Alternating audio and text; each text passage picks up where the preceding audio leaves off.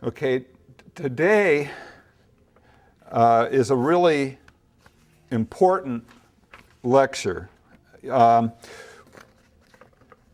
We are dealing with worldviews. We are looking at what I have identified to be 6 belief systems that are sort of the overarching way that you view truth, reality, the universe, God, if you believe in God, the big questions that are plausible to 21st century people.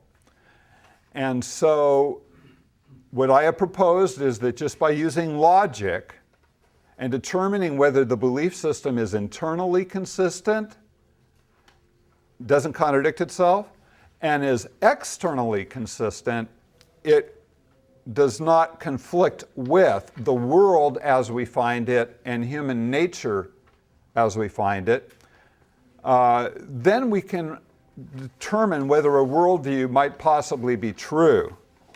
If it fails that test, it's not worthy of your belief. And so last week, we looked at our first worldview, which was polytheism, the belief in many gods. And basically, we concluded that there are 2 basic versions of polytheism. One would be the belief in many gods, but there's some higher reality that they participate in that is more ultimate than the gods themselves. And in that case, you're really dealing with a different worldview. A lot of times it will be pantheism, the belief that all is God. But whatever it is, then it's really not, polytheism is not ultimate reality if there's something more ultimate than the gods. But if they do believe that the gods are ultimate reality, that there's nothing higher, prior to, more powerful than the gods, then in that case, polytheism has a major problem because it's incoherent. One of the things that I pointed out is when we're looking at ultimate reality, we need something that is one. There cannot be many ultimate realities because when we're talking about ultimate reality, or what is the source of everything else, what itself did not have a source, we're talking about the ground of being. We're talking about that which really is in and of itself and isn't dependent on anything else for its existence. And when you understand that concept fully, you understand there cannot be more than one. There can't be 2 grounds of being. What we're looking for is the source of everything. And that's why we find the universe to be a universe and not a multiverse. It's coherent because it has a single source. There can't be 2 omnipotent beings going around. They would cause an implosion, or an explosion. There can't be 2 omnipresent beings. They would shove each other out. It's just, when you really understand what we're looking for something that there can only be one of. So by critiquing polytheism, then, what we've already done, because every time we critique and we find problems or flaws in a worldview, that's a negative blotch on that worldview. But if you look at the canvas from another direction, you get a positive feature of what ultimate reality would be. In other words, if it can't be a certain way because of certain inconsistencies, then what we're looking for is going to have those opposite features that would be necessary. And so what I'm submitting to you is, as we look at the worldviews, each time we do, the profile or the image of ultimate reality becomes more complete. We begin to see more and more features appear. We begin to get a more and more concrete conceptual grasp of what it is that we're looking for. And so in that way, what I'm arguing, I'm letting you know where we're headed, as I have been all along, it's going to, when we're through with this process, we're going to have a very well-defined picture of God that the God of the Bible perfectly fits. But like I've been stressing, it's not because I rigged the outcome. It's because I went through this process myself, not even wanting to arrive at Christianity, and yet that's where the search for truth led me. And so when you understand that, what that should impart to you is confidence about your faith. And what we're going to be dealing with today is the worldview that challenges Christian faith most seriously. And that is materialism or atheism. Materialism is the belief, as I've already defined in the past, that all of reality is material. Therefore, there is no conscious mind or life before the universe. The universe has to be eternal. And everything that we as human beings experience as non-material has no objective existence. It's just things that are going on through chemical reactions in our brains.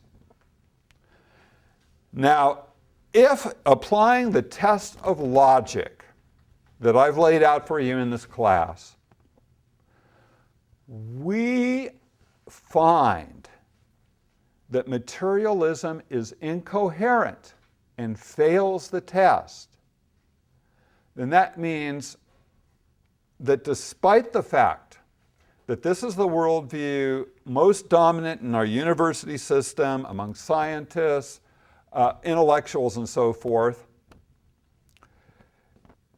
it's false.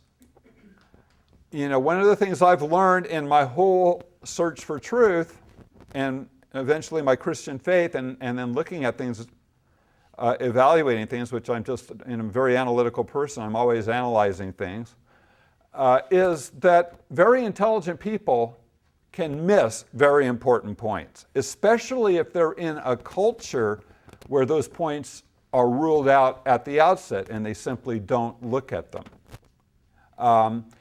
And so scientists will often rule out at the outset. I'm not saying all scientists are atheists. There are many Christian scientists and there are people of other beliefs. But the typical, probably the prototype today for the materialistic scientist is Richard Dawkins, biologist and evolutionist. And you listen to him. I recommend the movie Expelled with Ben Stein. It's a good introduction to the subject of intelligent design that we'll be discussing today. And there's an interview with Dawkins, and what you'll find is that this guy is very confident. He's very confident that there's nothing to religion or God at all, and nobody really intelligent or knowledgeable would believe it. But what he doesn't, that fact is contradicted by the fact there are many intelligent people that do believe in God. So Dawkins has a problem right there.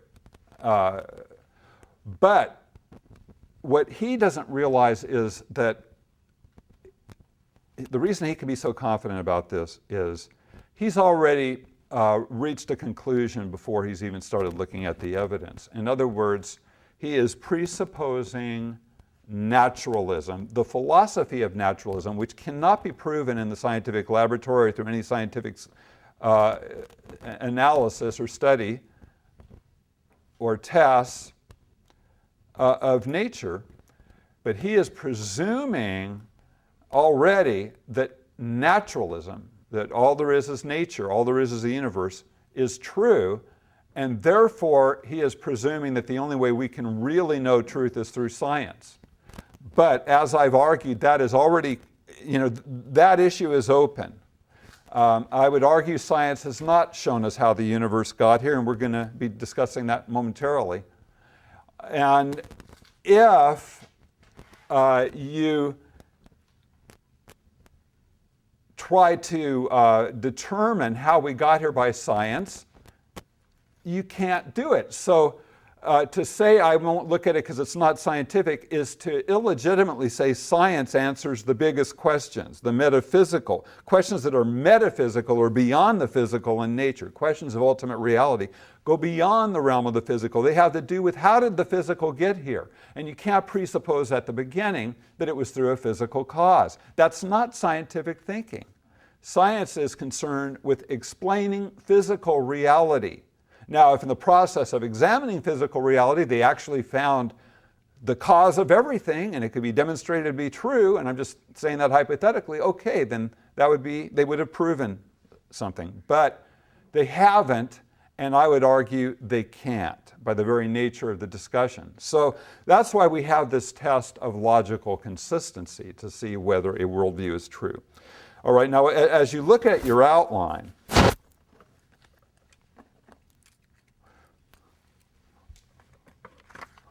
you see under Materialism, B1 on page 2, Materialism has three problems. First of all, it has problems explaining the origin of the universe. Second, it has problems explaining the design in the universe. And third, it has problems explaining the phenomenon of humanity in the universe. Now, while our chief focus here is worldviews, this is also a class on Christian apologetics. In other words, by looking at worldviews in the context of a search for truth, we're covering the gamut, pretty much, of general apologetics, which is the defense of the Christian faith. And so what we're looking at here, there are two kinds of arguments. There are two kinds of revelation, to begin with. There are two kinds of revelation. God has made himself known through that which has been made, through the creation. God has also made himself known through intervening in human history, through mighty acts and revelatory words, prophecies, okay? Now, so you have these two kinds of revelation. This is we'll be seeing scriptures that corroborate. When we get to the problems of design in the universe, we're going to look at a couple of scriptures that actually Scripture verifies that God is made known not only through Scripture and the events that it records, but also through the creation. So when it comes to apologetics, then that's theology. That's the doctrine of revelation. That's theology. Now, apologetics comes and piggybacks on theology. And apologetics then has two kinds of defenses. One is from natural theology or from nature, and the other is from arguments based on God's revelation in the Bible. And so in terms of apologetics that is based on nature or natural theology, there are three main arguments for the existence of God. And these three arguments for the existence of God are the ontological argument, the argument from being, or the mere fact that existence is here instead of nothing. There's something here instead of nothing. The second argument from general revelation or from natural theology for the existence of God is the teleological, T-E-L-E-O-L-O-G-I-C-A-L,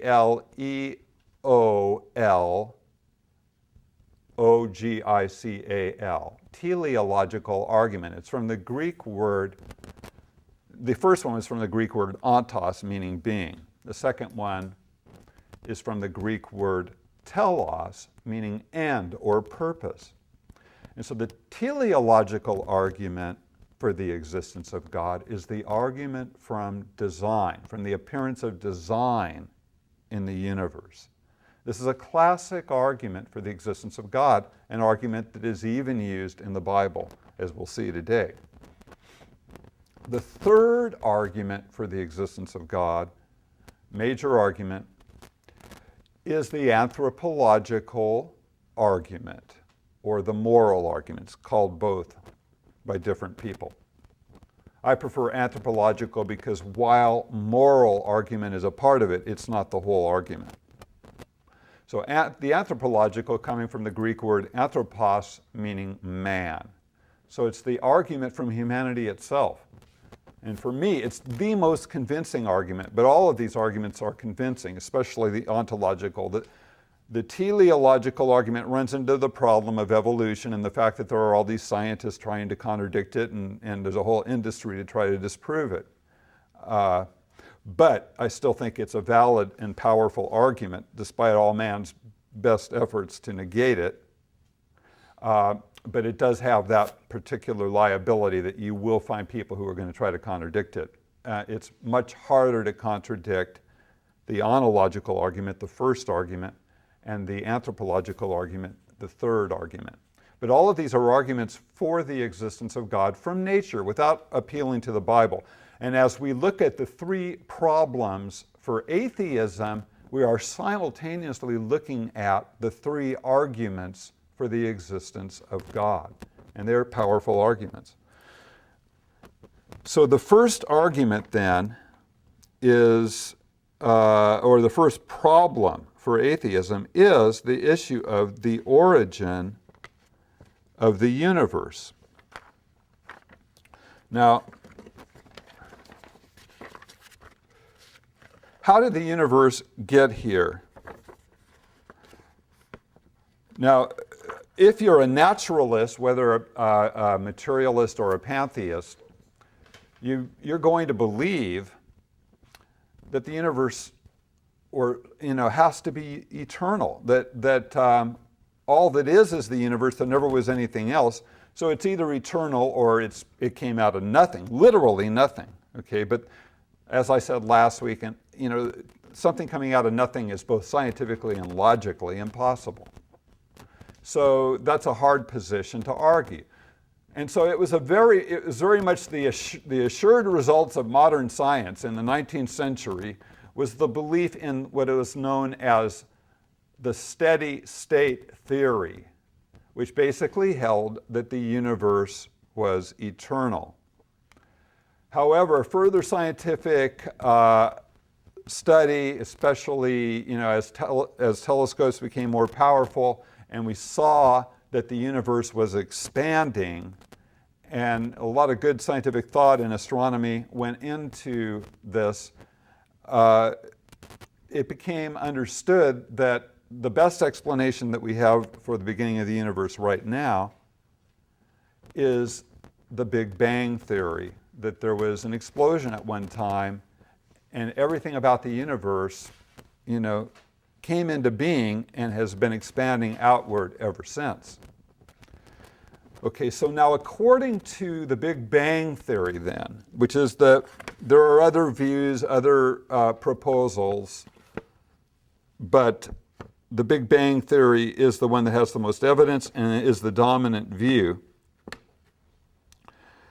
The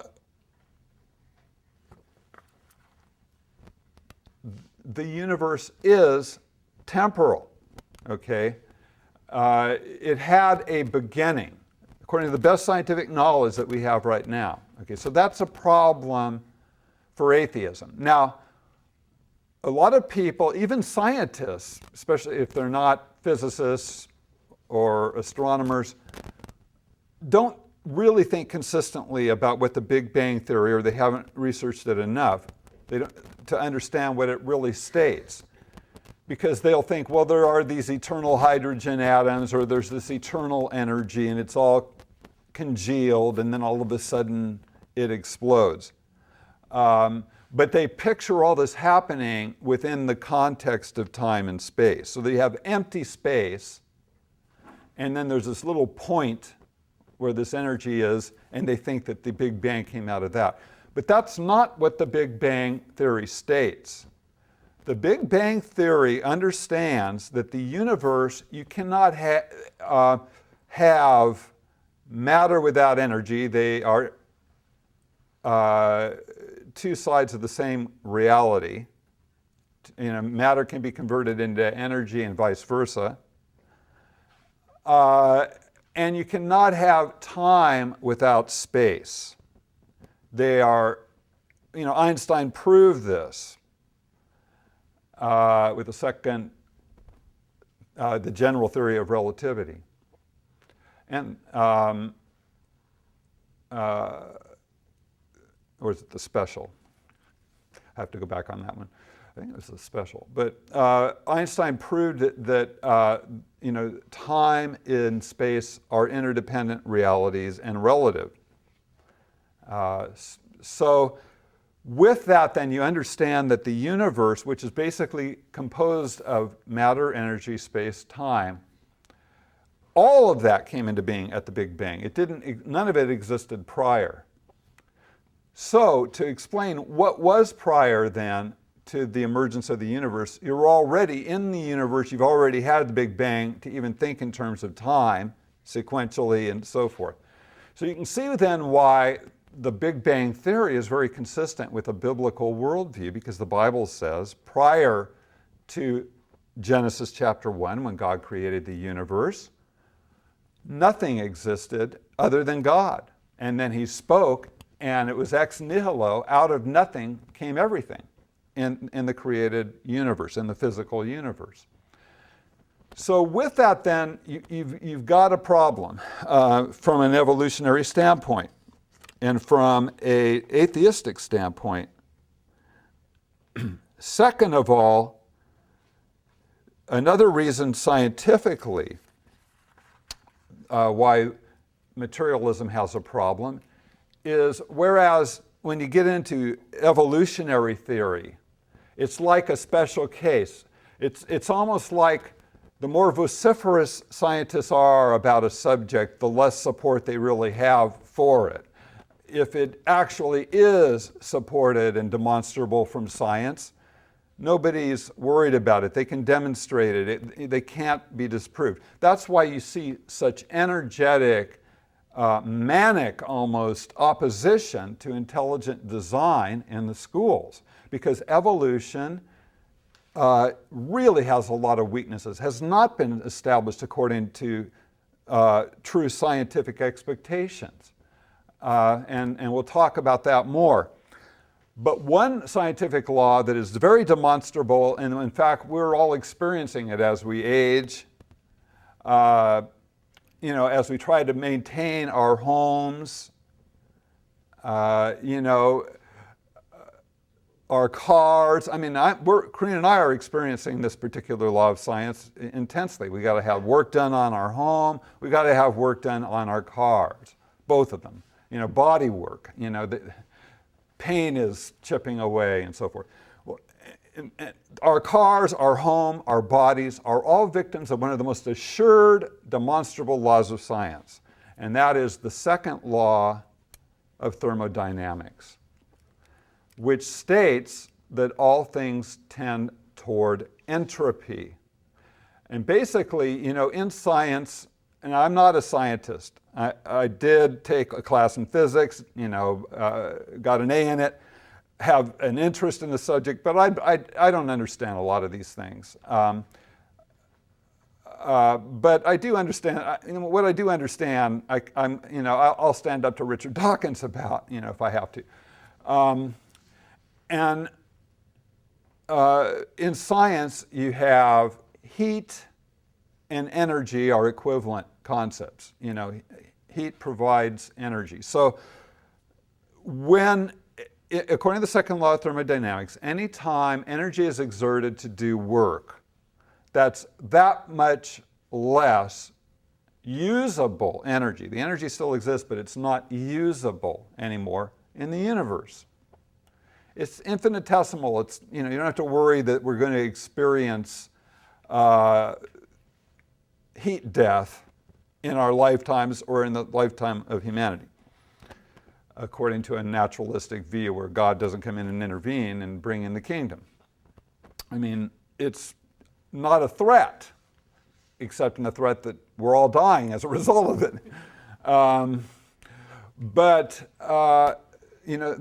The reality is, though, that if the universe was eternal, that means it never had a beginning, then heat death would have occurred. All usable energy would have been used up an eternity ago. It had all eternity to use it up. And that hasn't happened.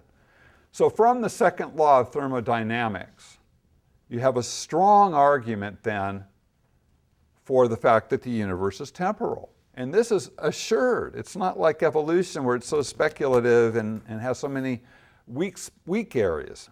So this is a major problem in terms of atheism being consistent with the world as we find it. Everything we observe in the universe, whether laws, processes, or objects, is temporal and dependent or interdependent. A sufficient cause for the universe needs to be eternal and independent. Therefore, nothing within the universe can explain the origin of the universe. You point to one law, law of nature, scientific principle that's always true. Well, that is interdependent with the other laws, and so it can't explain how they got there. It needs them to exist. And you're not going to find anything, any star or, that be the source, all of the universe is an interdependent system. So, if nothing in the universe can explain the origin of the universe, and the universe cannot be caused by itself, and I would add anything, you might say, because there's the belief,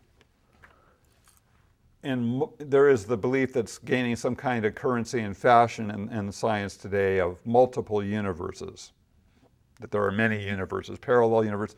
I mean, if any of you have watched the show Fringe, it's based on that idea, that there's a parallel universe, that people are now, the barrier between has been bridged, and it's threatening us in our universe and on our planet Earth, because people just like us are doppelgangers, but they're evil or coming through and so forth.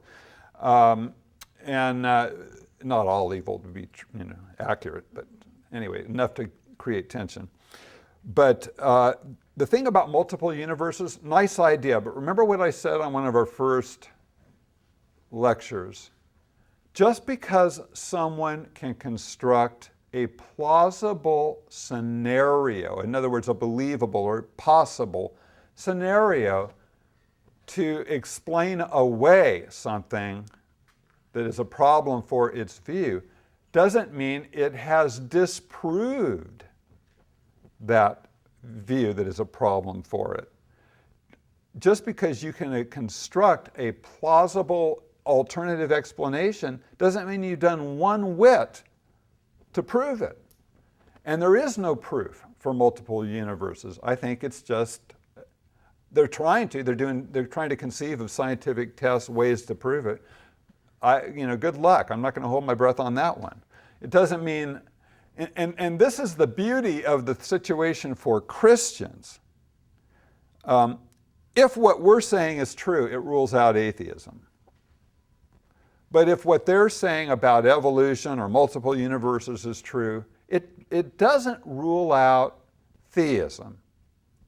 It's possible that God, I'm just saying it's logically possible. Biblically, I don't believe it is possible, but logically it's possible, and there are people who interpret the Bible in this way. It's possible that God created the universe using evolution, either as a guided process, which would not be Darwinism, but it would be evolution, that he was involved guiding it. Or it could even be that strict Darwinism, which is that it's all happening by chance, is true, if you view it from a more Calvinist perspective of the sovereignty of God over what appears to be chance, that nothing really happens by chance, but is all the unfolding of his will.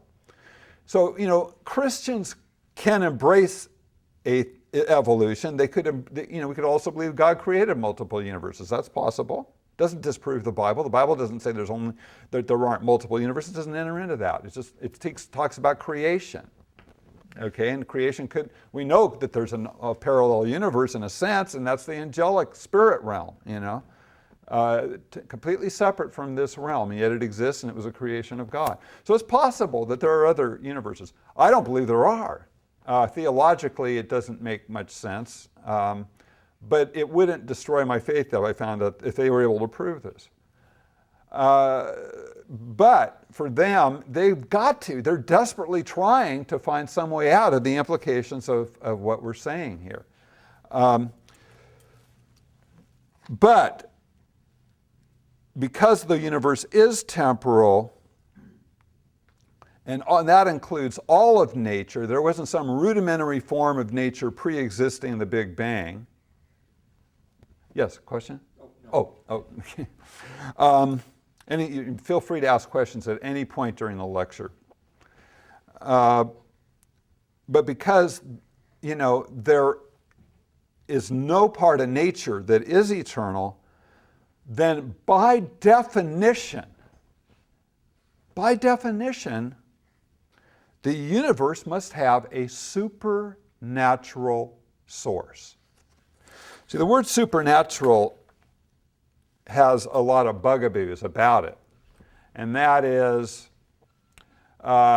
people think that this means that you're believing in all kinds of fanciful creatures, that you're skirting a true scientific explanation. As the God of the gaps theory, you're always instead of science going further to explain something, you're always invoking a supernatural source. That's not necessarily true at all. It doesn't logically follow as a position. But what supernatural simply means is that there's something beyond nature that is responsible for nature. Okay, so since the universe needs a cause outside of itself, does it make more sense that supernatural source that we've now logically seen is necessary would be non-living and non-intelligent, or living and intelligent? Okay, now, if it's non-living and non-intelligent, then it's got to in some way be like the material world that we know. But we've just seen that the material world is all temporal, interdependent. Okay, do not the design evident at every level of the natural world and the intelligence evident in what is arguably the crown of creation, humanity, argue for a living and intelligent cause of the universe? When is an effect ever greater than its cause? So this final point, an argument for the ontological argument, or an argument for the problem of the cause of the universe for atheism, leads us into the next argument for the existence of God and the next problem with atheism, and that is the teleological argument, or the argument from design. And we're going to have to deal with that next week because it's time for questions and answers at this point. Yes. So, Elliot, the absent God, Big Bang theory is totally materialist also, something from nothing.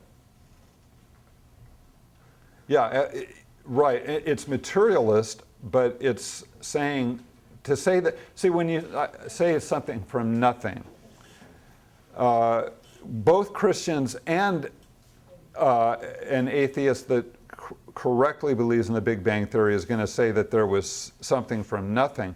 However, we are not saying that in other words, you're making something out of nothing in the Christian view, but you're not believing that something came into a being with no cause. Right, I'm saying absent God. Right. A Big Bang would have been something from nothing. Right, exactly. Right. Okay, that's correct. Right. And it's a very big logical problem for atheism. Okay. Jim? Oh, I was just thinking, I read the book Science Returns to God, and the things in there, the miracles and everything, not that we want to explain them away by science, But God can use, because God is all-knowing. He's all science. He's all-knowing. He can create, because of his all-knowing, is a possibility. But I'm familiar with the verses where, I don't have it memorized, but it says that God uses the simple things of the world to confound the wise.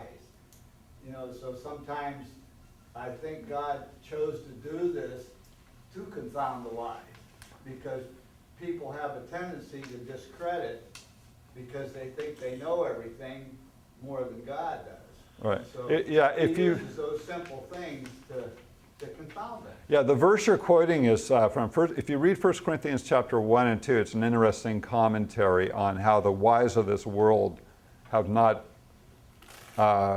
understood the mysteries of God, the truth of God, but God has chosen the foolish things of the world, like me, to confound the wise. And in that way God is glorified, and he puts to shame human pride, which boasts itself against God. Jesus said, I thank thee, Father, Lord of heaven and earth, that thou hast chosen to reveal this to babes and hidden it from the learned and so forth.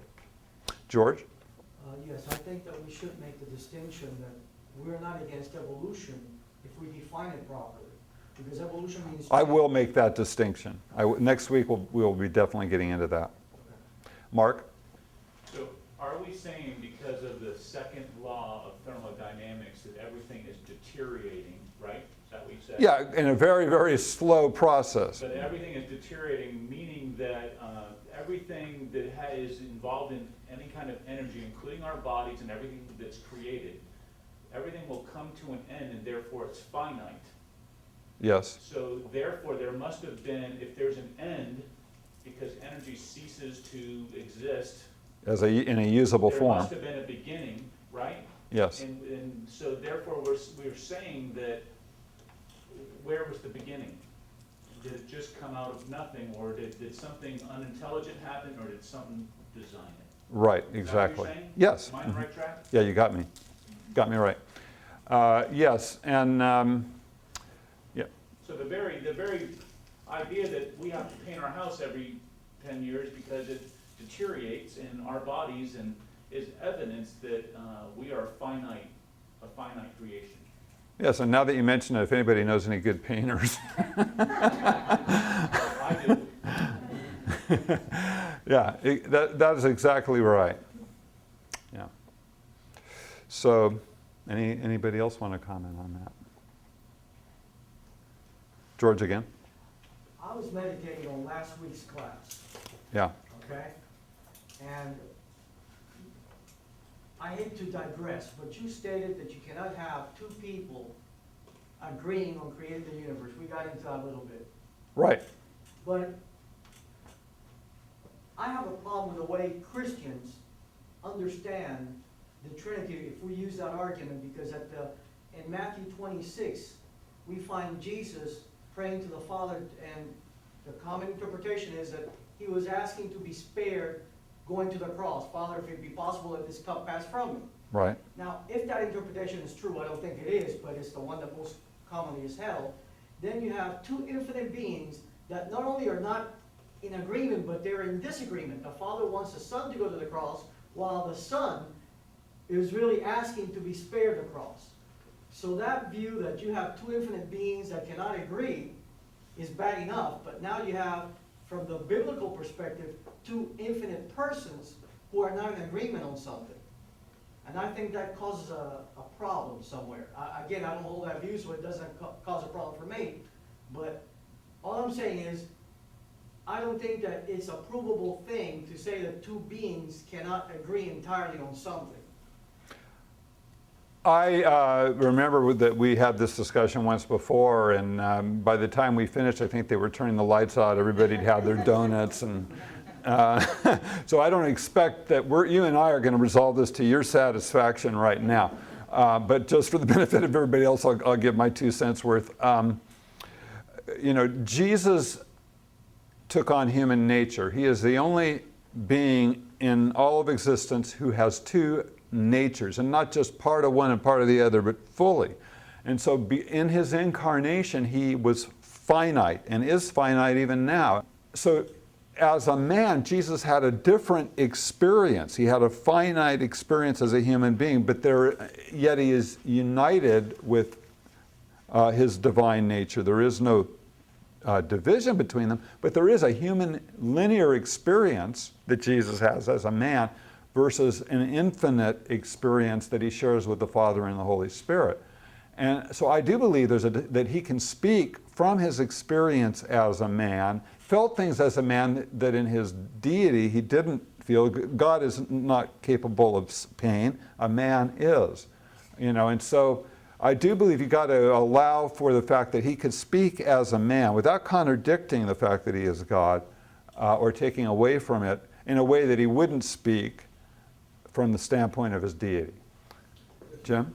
Just one thing I think, a lot of times we think of it as human suffering, but when you think that he was God in the flesh and he never experienced sin, and he had to take the sins of the whole world upon himself, I think that was the bigger struggle that Christ had as a human being, but as God too. Right. That he had to take the sins of the whole world upon himself. And he just couldn't, he hates sin. So why wouldn't he struggle with that? Yeah, exactly. And I think that's a very good point, is that he's going to, it doesn't mean the sins are these little entities that, there's some word of faith teachers that say that somehow, the actual sin entered into him. But it is, he identified with sin, and he took our guilt upon himself, and his whole being would revolt against that. And to say, why wouldn't he struggle with that is exactly the point. He would struggle with that. We Good. only have time Thank for you. one more question, so Pat, Well, this sorry is about that. a leap away from the lesson, but we're gonna hear a lot about Buddhism coming up in the next week or so, and I just wondered if you'd give us a quick overview with the Dalai Lama coming and Tiger Woods and all of that. Wow. Throw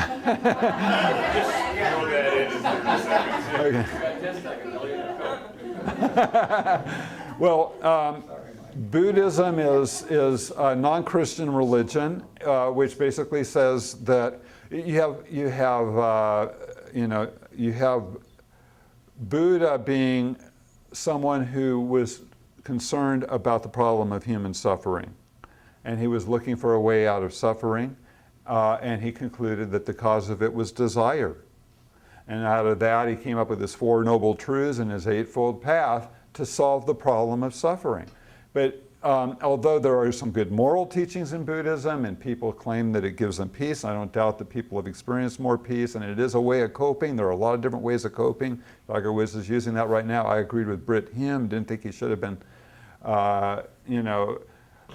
savage the way he was simply by expressing his opinion on a talk show where people express their opinions. But anyway, I think I was hearing a little beep sound. It's time to stop. But Tiger Woods, Buddha, Siddhartha Gautama, the Buddha, the result of that, and my final analysis is, after studying and researching Buddhism for decades, it is a depersonalizing process. You deal with the problem of suffering by deconstructing human nature and just becoming one with a void, okay? The Bible deals with the problem of suffering by getting at its root, our sin, so that we can be healed of that wound in our nature, fatal wound, and restored more fully to the image of God, thus becoming more human. So it's an antidote to the problem of human suffering by dehumanizing, versus an antidote to the problem of human suffering by healing. So. All right. Great. So we'll pick up next week where we left off. Thank you very much, Elliot.